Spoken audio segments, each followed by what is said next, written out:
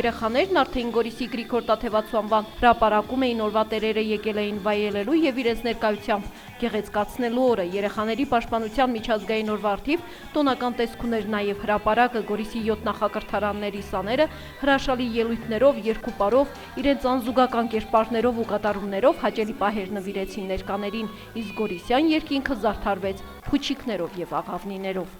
Աշխարհ գալով իրենց տեսքով, անմահությամբ, նոր իմաստ են կյանքին տալիս, մեր հույսն են անմահության, երկրորդ կյանքն ու հավատն է մեր, հրաշալիքն այդ աննման, երեխաներն են թերբռան։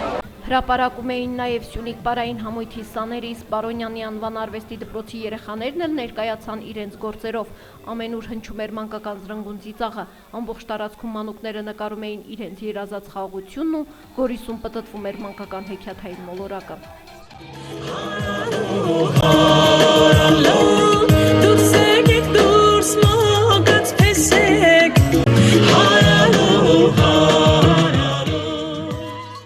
Օգմենտար կազմակերպության ներկայացուցիչները նույնպես միացել էին տոնին, նրանց եռաչափ տպիչների ցուցադրությունը տաղավարների շուրջ հավաքեց մեծերին ու փոքրերին։ Օրվա խորհրդով պայմանավորված Գորիսի համայնքապետ Վաչագանադունցը հանդիպեց շախմատի դպրոցի սաների հետ։ Սյունիքի շախմատի պատանիների առաջնությունում մրցանակային տեղեր զբաղեցնելու համար նրանց շնորհակալագրեր ու նվերներ հանձնեց։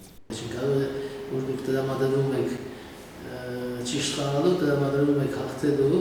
եւ միաժամանակ ամենակարևորը որ կարողանում եք ձեր մեջ կամք դրսևորեք ու մասնակցեք այդ խաղերին եւ լավ արդյունք ունենաք։ Դա ձեզ օգնելու է կյանքում նպատակասլաց լինելու, կյանքում նպատակներ դնելու եւ հասնելու։ Երևանի գեղագիտական դաստիարակության կենտրոնի Գորիսի մասնաճյուղում կազմակերպվեց ցուցահանդես, տոնական կլինի նաև հունիս 1-յան երեկոն, քանի որ քաղաքի երեխաները հրավիրված են Գորիսի պետական դրամատիկական թատրոնի դահլիճ, ուր կցուցադրվի շունն ու կատուն երաժշտական ներկայացումը։